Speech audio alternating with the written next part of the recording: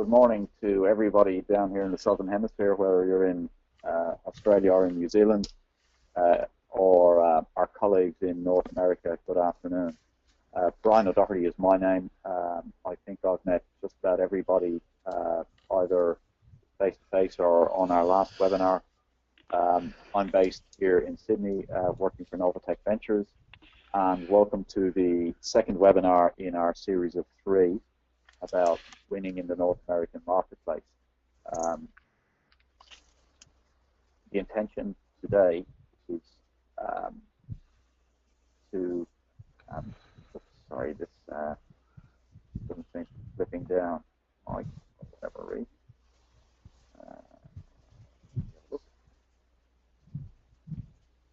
I'm not sure I'm controlling the screen. Mike.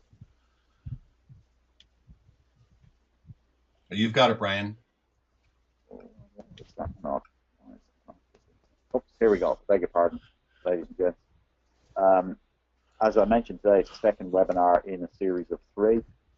First webinar we conducted a couple of weeks ago, which was really around the market opportunity in North America for Australian and New Zealand software companies. The materials from that webinar are available online if you didn't manage to get to that webinar a couple of weeks ago. The topic that we're going to talk about today, that is the subject of this webinar this morning, is essentially how to go to market in North America. So we'll talk about 2 different options, direct and indirect, and then we have a particular interest in and around, if you're a SaaS vendor, what are the options that you might want to consider in going to market in North America from Australia and New Zealand. The third webinar will actually be on in a couple of weeks' time, today 2 weeks.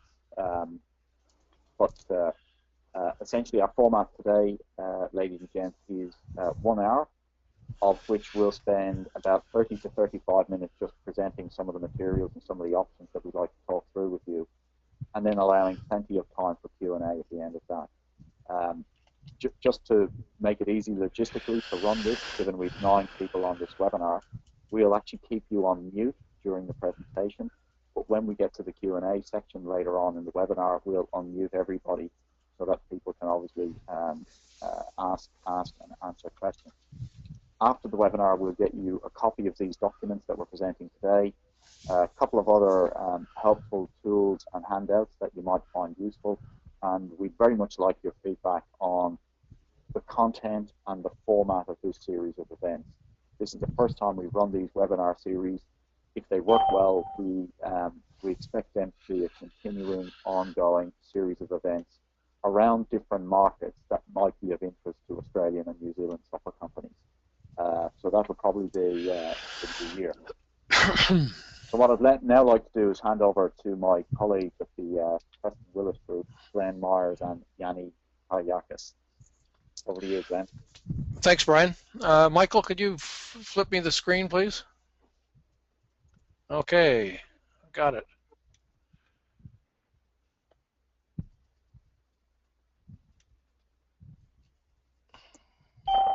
Can everybody's... Sorry about that.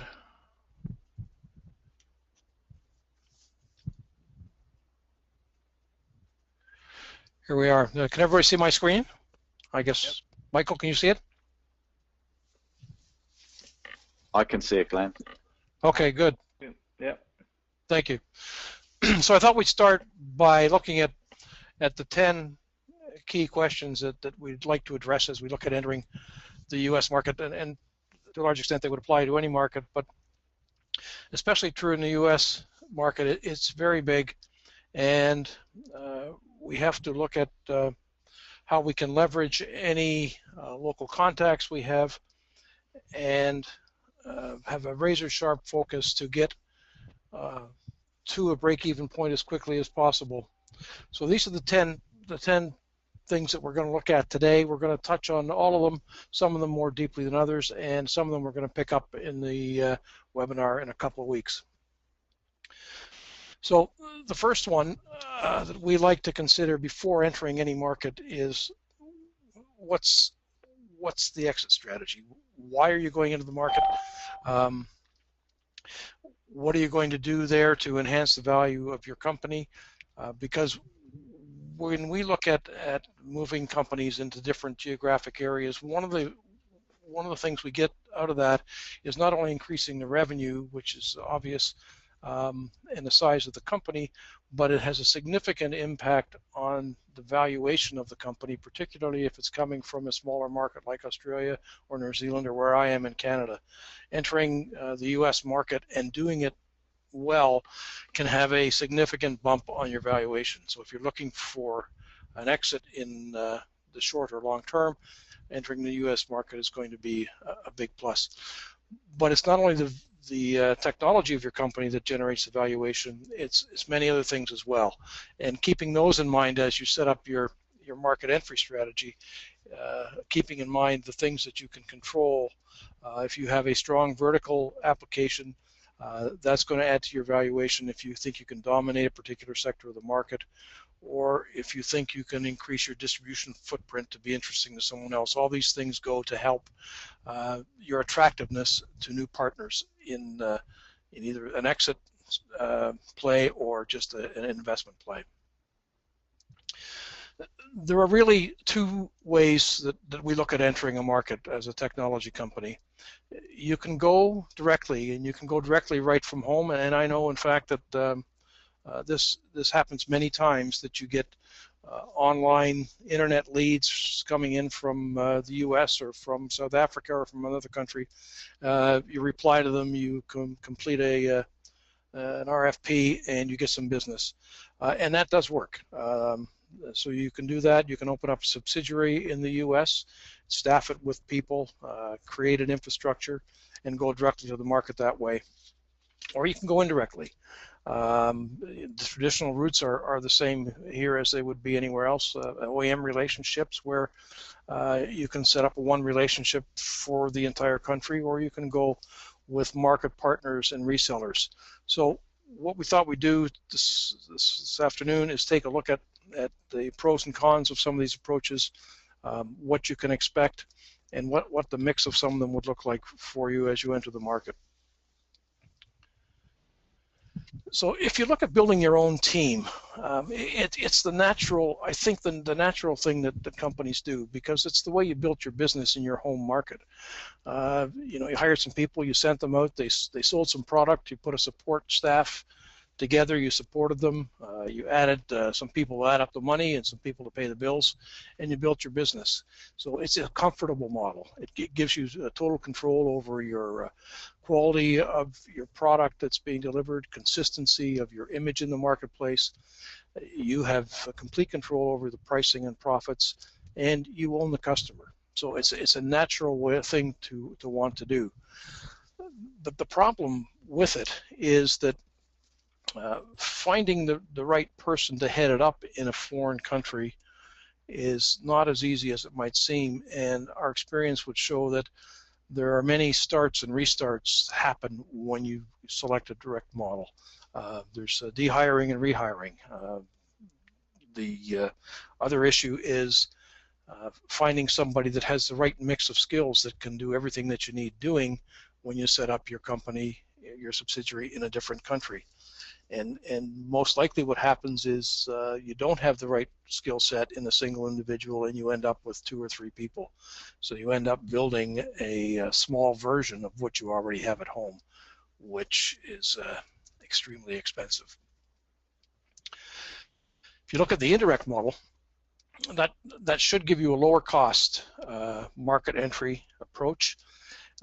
You put your trust in a partner, but they have intimate market knowledge, and they're going to be able to generate higher profits for you, because if we put this structure together properly, these new indirect partners are going to take the responsibility for some of the sales and marketing and support activities that you would normally be paying for as a vendor. So although on the negative side you're going to have a lower net revenue, you're going to have a lower operating cost. The other big issue with an indirect sales channel is they don't run on automatic pilot. They're independent operators. They have an agenda of their own that if you are running in parallel with it, that's great, but often they have multiple products that they're representing, and so it's a full-time job to keep your product top of mind in your distribution channel. So you need to have a structure at home that's going to feed and care for this indirect channel, make sure your product is top of mind, and keep them motivated to sell the product. Another issue that we come across in an indirect model is just the recruitment of partners. You know, it's not that difficult to find partners that'll resell your product. The difficulty is finding good partners that'll resell your product on a consistent basis, and that's where you get into putting a good management and channel support system in place in your office. So even with the cons on building a channel, we would still strongly support the channel model going into a new country initially, as opposed to the direct model. If you have an effective channel, you have sustainable, predictable revenues year over year, which is not to say that all channel partners sell the same amount every year. They're like any other sales force.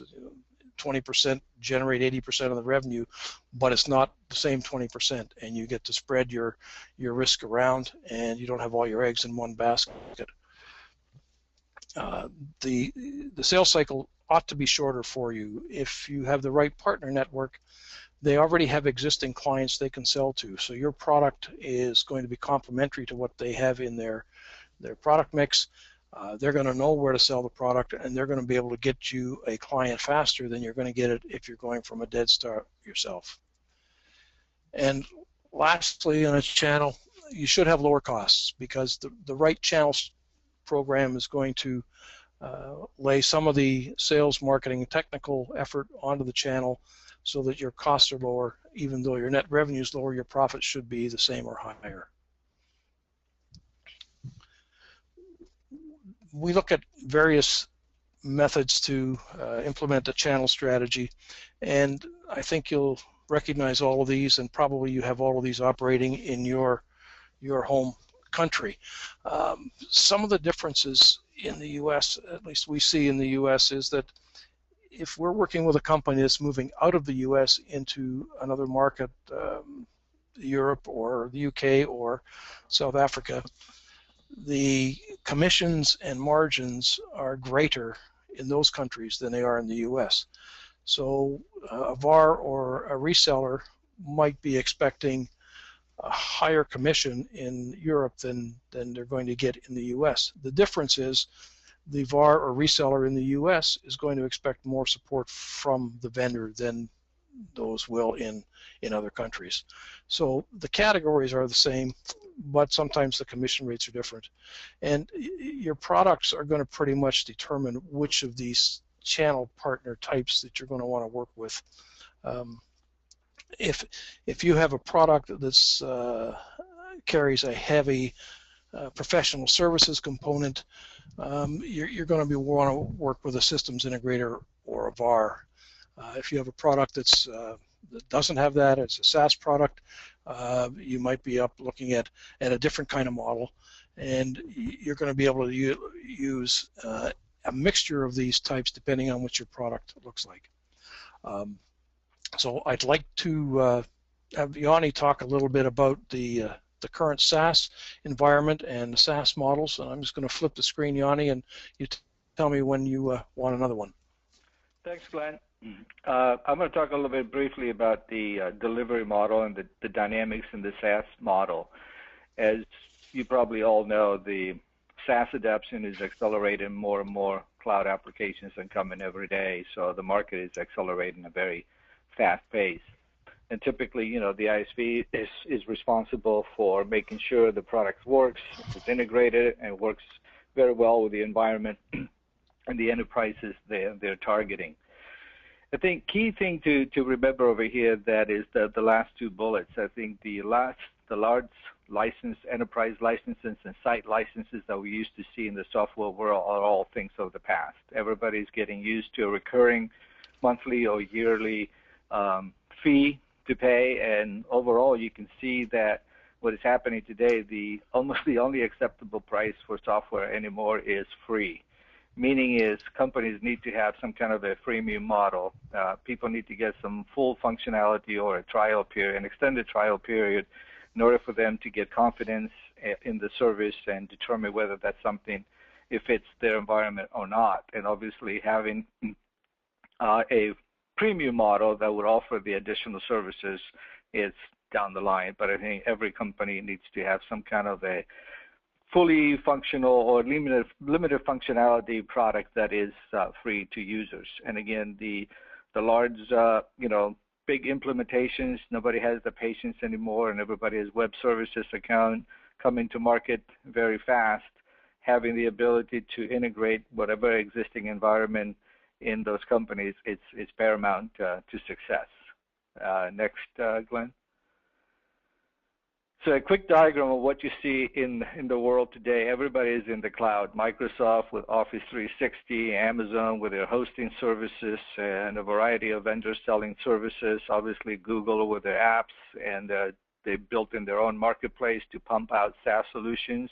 All the SaaS providers such as yourself, and in addition all the social media. All enterprises of small and large have to deal with the cloud and being able to get the services within the enterprise, but also they have to worry about security, provisioning, who has access to what, how do you manage the network, backup, support.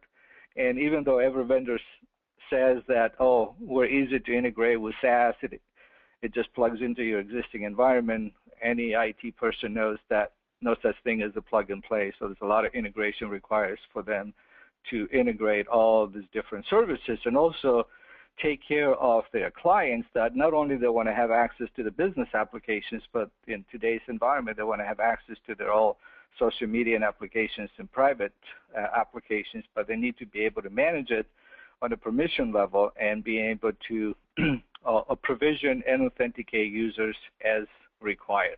So that's a very challenging model today as individual vendors are trying to contact the enterprises directly and sell their products to them. Next slide, Glenn. Are we all there? Yep. Can you hear me? Yes, indeed, Yanni. Okay, yeah, okay. Sorry, that was quiet. So from the challenges with today's model is we talked about vendor management. If I'm a corporation and everybody has something really good that I like to use, and I have to do a lot of the competitive analysis myself to pick the right vendor, and then I have to integrate them, and I have to manage multiple vendors. A very time-consuming task that I would rather not have as an enterprise. Cost is much higher if I'm dealing with an individual vendors that in the future I could potentially buy bundles of applications together that address a lot of my needs for a single price.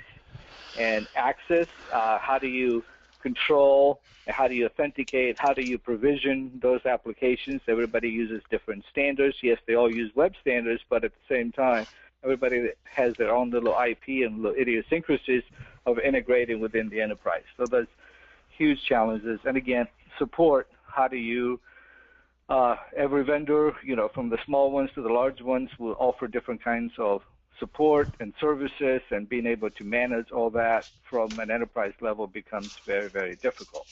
So next slide, Glenn. So the transformation that we see is into this new model, the new emergent distribution model, with the master resellers are emerging right in the middle. They're able to aggregate those services and offer them. They create this digital marketplace that all the vendors will put their ware in there in digital lockers, as they call them. And the resellers have the keys to unlock those solutions and also have the software to provision this application to a specific user. So in this case, an enterprise system administrator will go into the reseller marketplace, select by, ticking boxes, the applications that they need. They can see demos, they can see references, they can have little sandboxes that they can play in with that particular application before they decide to provision it to their clients. and then the administrator through the administrative console would be able to select the applications that they need, provision the applications to the users based on their role. XYZ person has access to these applications, this other person has this application, and so forth. And then most importantly, being able to offer to their users from anywhere, because mobility is absolutely critical. Every application needs to be available through a mobile device. Nowadays, everything goes mobile. And you cannot differentiate from the enterprise applications and the personal applications. So the enterprise has to accommodate both the enterprise applications and the personal applications without impacting any of the security of the enterprise. So this model is taking huge hold right now, big players into that space. In the middle, the master resellers would be people like Ingram Micro. Most of you guys are probably familiar with that. Synex, another big reseller. Obviously, Microsoft and Google are getting into that space themselves. They want to control that space. And new players are emerging like Lux Cloud in Europe and Deutsche Telekom, a huge, obviously, company that's trying to build these new cloud infrastructures. And you also see other companies like Okta that are more on the infrastructure provisioning than it is for the application level. So I think this is reality. This is happening right now, and we're going to see more and more people who have to create those relationships with the master resellers if they are to get any traction. So if you move to the next slide, Glenn.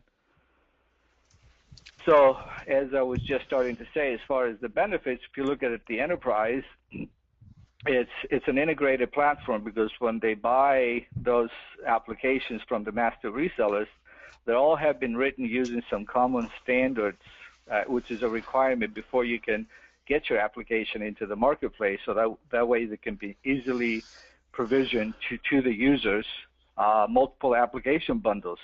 We see the emergence of vertical bundles. If you're a dental office or a retail store, you'll be able to get your business operations from ERP, financials, and specific vertical applications all from the bundle, fully integrated together, and having the ability to provision it, and you can pay on a monthly fee. And again, that would be a lower fee than if you had to buy each single application separately, not only having to manage it separately, but also pay for it separately. We talked about the easy provisioning because it's built into the infrastructure, and what comes along with the secure activations and management, what has to do with the digital lockers, because applications reside within some digital lockers within the master reseller, and you're given the key to activate it. And the seamless implementation, because since the integration requirements are being met at the reseller level, when an enterprise buys them and provision them, it's easy to implement, lower costs for obvious reasons, and most importantly, from the customer perspective, they have only one vendor to go after if they have any issues with the applications that they have purchased, and that would be the master reseller. And obviously, the master reseller has a backup with the individual application providers to take care of that. And then from the SaaS vendor perspective, it gives you much greater visibility. Once your application's into the marketplace, it's available to millions of users. You can participate, and again, in those bundles. Sometimes we see application vendors will offer their solutions on the bundles for free, only to get the name recognition, or part of the application is free, the freemium model that we talked about. But somebody that buys a vertical bundle that might get exposure to applications that typically wouldn't get before as part of the bundle.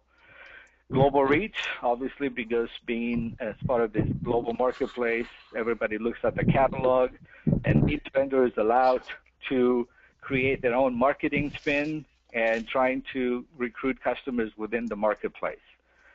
And volume, time to volume, it's accelerated, I think, given that the visibility of the market, and that results, obviously, in revenues, lower support costs, because now you have the big master reseller supporting them, and standards compliance, because the compliance is done at the reseller, master reseller level, versus each individual vendor has to work with others to figure out how they're going to work together. So that's what's the emerging model that is happening in the U.S. right now. We see this accelerating, and I think it's going to take a hold. And we see they started in talking to Ingram. I found they're focusing more on the infrastructure applications at this point, like the databases, the ERP, the email, but now they're moving straight into the vertical applications. So that's it, Glenn. So on the SaaS model, did you want me to talk about the the marketing? From a marketing perspective, obviously having this very solid value proposition is important. Being able to differentiate what you do better and why is that better important to customers, and being able to demonstrate and provide evidence of your value proposition, I think, is paramount to success. Content marketing and digital marketing, everything is digitized anymore. Being local by having a U.S. website, and social media is being used extensively for everybody. It's not just so much about putting a Facebook up. It's being able to maintain content and keeping fresh content on a daily basis, so the search engines can find that data and promote you and create much more visibility for the for your solution in the market. And obviously, if we're going to work with a channel, the channel is an extension of your sales force. So all the sales tools that would be required for your salespeople to be able to successfully promote and sell the product need to be available also to the resellers. And I think embracing them as an extension of your team would be very, very important in managing and driving success. Next slide. So it's a bunch of stats over here as far as, obviously you see digital marketing, a big percentage, 35%. I think it buys you a lot more in digital marketing than the traditional media with, print and advertising and so forth. All that's moving into digital. AR, analyst relations and public relations, important. And I think once you have the value proposition established and create a few customer successes in the U.S. By the way, Americans tend not to care about references outside the U.S. So we strongly encourage companies entering the U.S. market to create local references. So one way to do that is by proof of concept prototypes where customers and the application provider share the risk and share the reward in demonstrating that the solution works as advertised. And then being able to publicize that with analysts and the press is it's a long way towards creates the proper path to success. And next slide, Glenn. Is that still mine? Yep. So the whole idea is about creating market awareness and lead generation. And we briefly talked about market awareness with the digital marketing, analyst relations, and public relations. And then from the lead generation, I think being able to create those leads. And again, digital marketing will help a lot in creating those leads and being able to manage those leads, fill the funnel, as it says over here, and making sure we have some attractive offers out in the market. So I think it's pretty fundamental stuff. You guys already know that. Create the market awareness and drive the leads, and then convert the leads is what's going to make things happen. And even though the market has changed tremendously, those two areas have not changed for the last 100 years. So anyway, that's it, Glenn. Thanks, Yoni. Mm-hmm. So we touched on the must-do list last time and the importance of looking American. Yoni mentioned it in the context of having local being U.S.-based references, but taking a look at a couple of other areas that are important, customer support and product and collateral localization. It's expected in North America, and it's unacceptable not to have 24/7 local time zone support if you're trying to build and scale your business. One way to mitigate some of the costs is by using your channel as the first contact level. And in order to make that work, we would recommend that within your home office you would have one person designated as tech support to the channel, which is not to say that's obviously all they do, but that becomes their primary focus, so that if there's a channel issue, that's what they do first. It allows the channel and your home office people to start to build a relationship, makes the channel more confident in supporting your products, and it makes them build trust in your team at home. And as much as possible, we'd recommend you automate the support process by creating customer and channel portals, so that the channel reps can go into the portal, get their questions answered.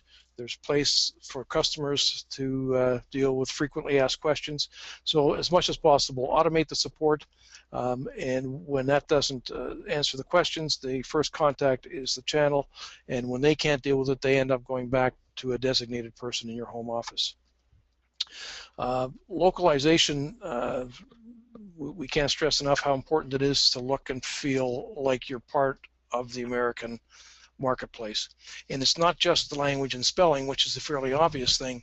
There's some other things that aren't as obvious that jump out. The counting and timekeeping is one that we tend to trip over a lot in Canada, being so close to the US.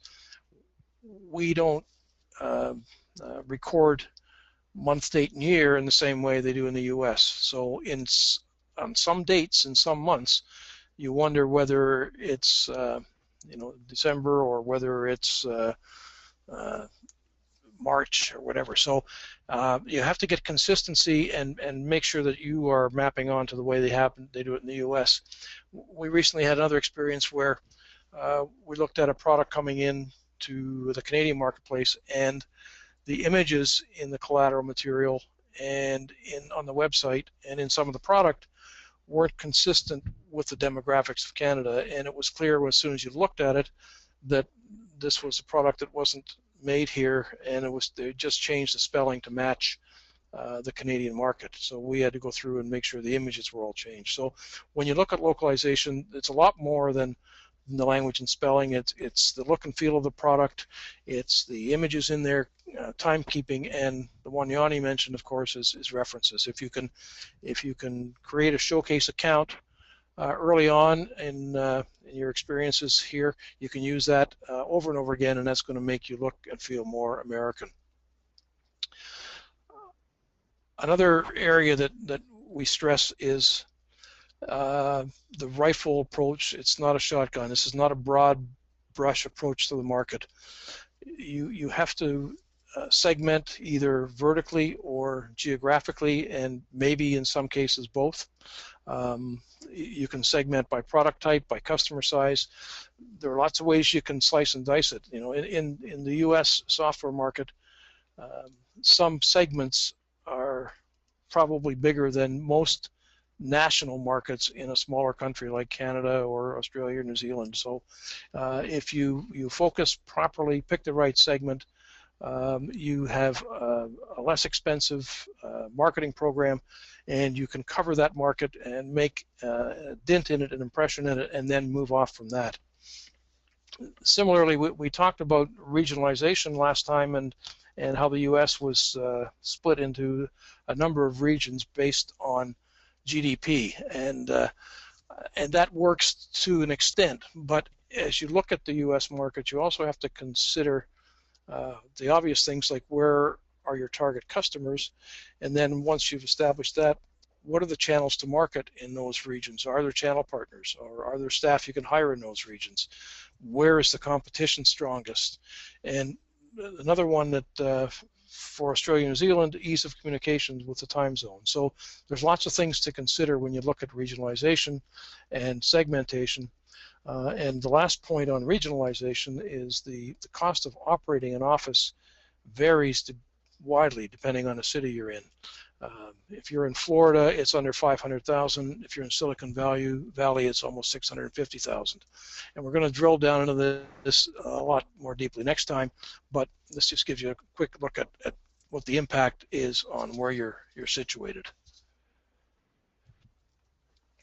So when you take a look at the practicalities of entering the market, and you're trying to decide which is the best way to go,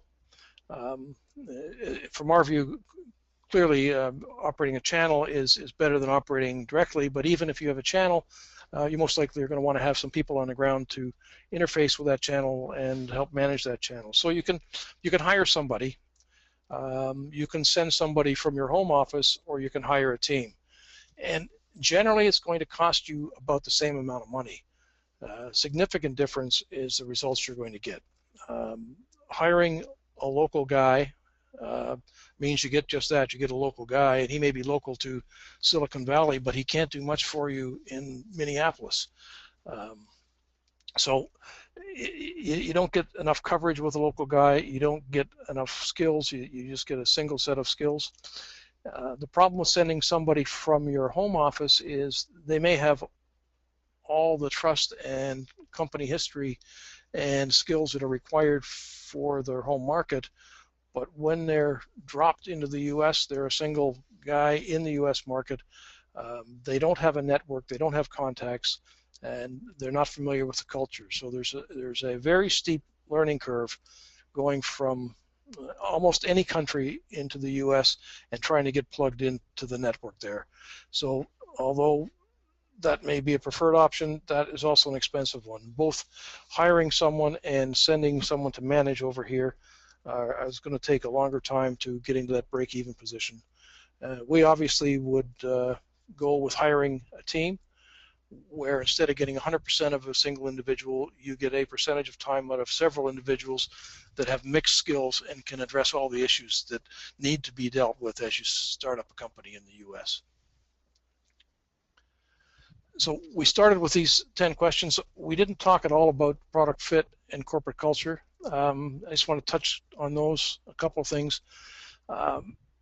Just because your product works in Australia or New Zealand doesn't mean it's going to necessarily work as well in this market. So along with studying what the market looks like and determining what your market entry strategy is going to be, part of that initial review has to be, how does my product fit in the U.S. market?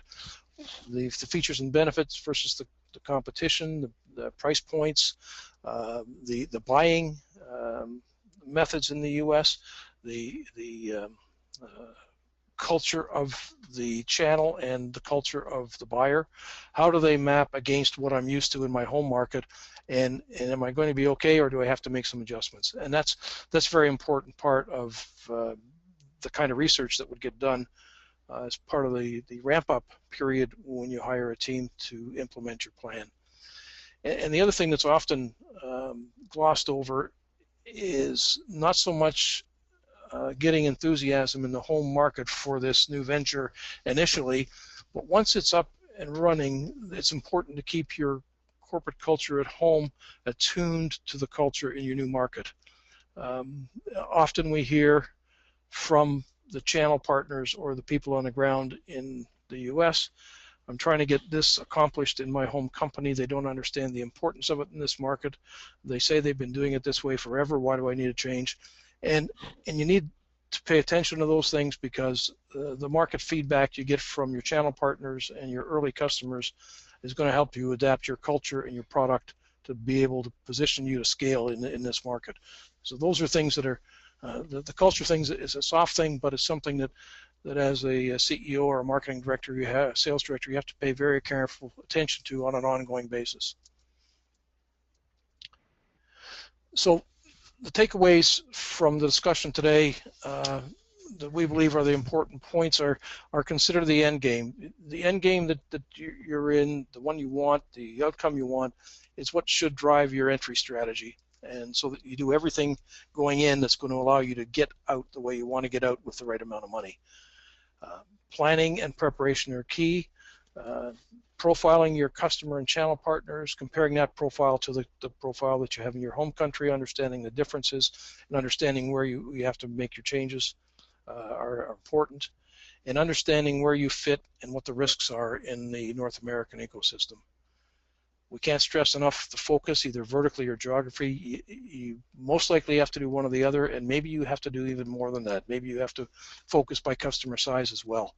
But this is a huge market with huge opportunities, so focusing your efforts and having a rifle approach will help you focus all of your resources you're putting in, time, money, and people to get the best result.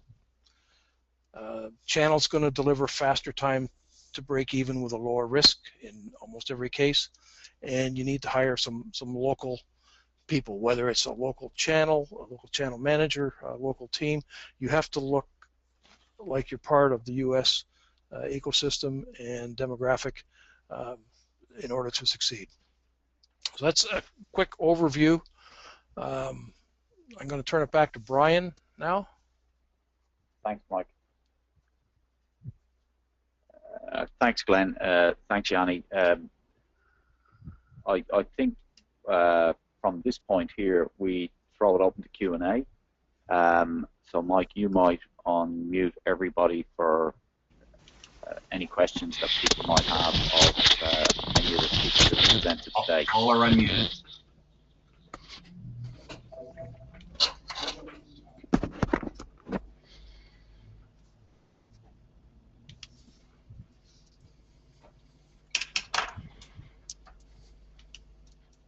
Okay, so anybody, any questions on anything that was covered today? It's John Ray. Can you hear me from New Zealand? Yes, John. Am I coming through? Right. Interested in the indirect model and building a channel. When you're trying to sort out a channel, which in itself is difficult, it appears to me as if you would need to have people who have the same sorts of values as you have. You mentioned, keeping the product in front of them because they're handling many products and yours is just one of them, is one of the difficulties. I see that as being a little bit of a problem from our perspective. I'll just jump in. It's Glenn Myers, and anybody who wants to jump in, by all means do so. But in terms of finding channel partners and building a channel, a couple things on the culture. You're absolutely right. Finding channel partners that have the same culture, value system, view of the world as you do is important. And one of the things we've also found over the years is that first of all, you have to find channel partners that have complementary products where your product is going to add some value to their offering, to their market, and it's obvious, and so you can build some enthusiasm around it. Secondly, you have to have a company that is it doesn't have to be exactly the same size as you. It probably should be bigger, but if you're a company doing $5 million in revenue in New Zealand and you're trying to sign a channel partner for the U.S. that's doing $200 million, the balance is tipped too much in their favor, and it's going to be hard for you to get attention unless it's a very niche division within that large company. And we've experienced this with companies where we've been building channel partners where they were a $5 million company in Canada, and they were negotiating with a large computer hardware vendor in the U.S., and just the hoops to go through to get approval were just onerous. And the only reason that it actually worked is because at the end of the day, we ended up dealing with a small division of that large company who saw the value and needed the product that our vendor had. So the relationship was much closer. They shared a common interest in the market, and this division of the large company was only about 50 people. Our client up here was about 25, so it wasn't that out of skew, whereas the mothership probably had 10,000 people. So I think you need to look at complementary products. You need to look at complementary culture, some size fit, and then once you've done that, there's just a constant care and feeding to make sure that your product stays top of mind. Thank you. Can I add something to that, Glenn? Yes. Yeah, and also I think it depends what your product is. If it's a highly complex product, finding some vendors, partners that are specialized in a particular area might be your best bet. If it's a new product in the SaaS space on the business application side, I think working with a master reseller versus individual channels might be a better opportunity, because once you get accepted there by the master reseller, it's to their interest to promote it in the market. So all of a sudden you get the master reseller sales force trying to convince their channels, which all of them have like thousands of channels under the master reseller. So your chances of getting your product visible out in the market once they accept it are much higher than an individual reseller out there.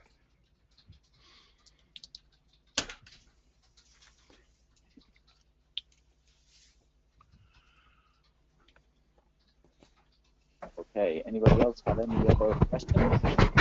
Yeah, it's Frank McKenna. Can you hear me? Yes. Hi, Frank. It's Glenn. How are you? I'm good. I'm good. Look, I'm sitting here thinking, what are the barriers to approval to a master reseller? I'm thinking back to the bad old days with people like CompUSA, where you had to go through a million hoops. What does a small company have to do to get approved by a master reseller? It kind of scares me. It sounds like it's a hell of a lot of stuff to go through. Well, hi Frank, this is Johnny. So the application process seems to be lengthy and a lot of questions. They try pretty much to validate that you're a viable company before they place a bet on you to bring into their marketplace. But I think if you have an innovative solution into that space, and they don't have that many into that space, and you create the value proposition, and you have the references, and you've been around for a while to have some track record, I think your chances are pretty good. Because keep in mind, they build in those marketplaces at this early stage, and they're also trying to populate it with as many good solutions as possible. So it's not as hard as it used to be, but you have to comply to some kind of protocol in order for your application to be interoperable and provisionable within the marketplace. But that's kind of a technical requirement that you would have regardless of the marketplace. But I think it's not insurmountable as far as getting in front of a master reseller. I've had success in getting multiple applications adopted by master resellers. And generally, when that happens, on the technical side, right? Mm-hmm. Because you made the point earlier, we all say, yeah, we all integrate, but it's a bit harder than that. Typically, how much effort, how much time, how much money is involved in making the product fit their model? It would be more of a resource time for you. It's not going to be money that you have to pay to a third party unless you want a third party to do that. They will use somebody like a parallels system for you to comply to before it operates into the marketplace. So I would say within maybe a couple man-months of integration, depending on the complexity of the application. And you could, obviously, some of the marketplaces will offer that service to you for a fee if you decided you don't want to do it yourself. But once you decide to go ahead with it, they will help you with whatever you need to ensure the application operates properly within the marketplace. Okay. It's just the scale of the effort and the disruption to the operation, because you've got to pull programmers out, you've got to pull managers out to handle that. Yeah, and it's only at the integration layer, because your stuff already works as is, right? So Yep. You're SaaS, right? Yeah, SaaS, or we support any model. The customers either run it SaaS or they do internal installs. Correct. And the beauty about this master resellers, obviously most of the resellers are traditional resellers that are buying the application and doing the integration, but now they can do both. But I think it's more at the API and integration layer that you need to do there. And the protocols and the guidelines are pretty clear right now because there are only 2 or 3 standards they adhere to, parallels being the number one. Okay. Is there any way we can get some idea of what's involved in the integration with someone like Ingram? Is there a document? Is there a specification? There is, yeah. And actually, if you go to Ingram Micro's cloud, they will give you their requirements and their specifications. Okay, thanks. Uh-huh. Okay. Do we have any other questions? We've probably got about 5 to 10 minutes left in terms of finishing on time.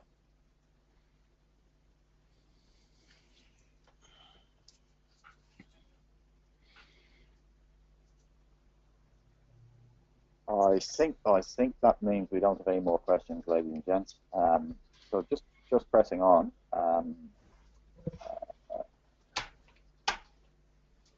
What we'll make available at the end of the this webinar is a copy of the presentation. You'll get an email link within the next day or so.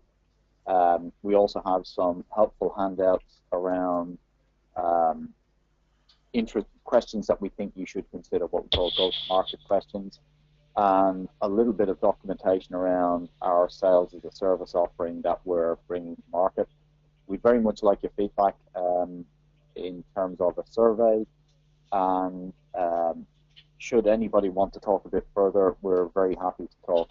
Myself here in Sydney, or Jeff Skidmore in Auckland. Just by way of some visibility on the 3rd webinar in this series, which is coming up today, 2 weeks, the 16th of October. We're covering off 3 different issues. How to basically set up your operation in terms of establishing a business in North America. If you're looking to raise capital in North America, either for expansion across North America or indeed more broadly in your business, that's something that we'll cover off. And finally, we'd like to talk a little bit more about exiting potentially a business once you've grown it to the point at which you might want to do so, and how there are some interesting options in North America in doing that. Thanks very much, ladies and gents. If we don't have any more questions, then we might say goodbye for today. Thank you very much.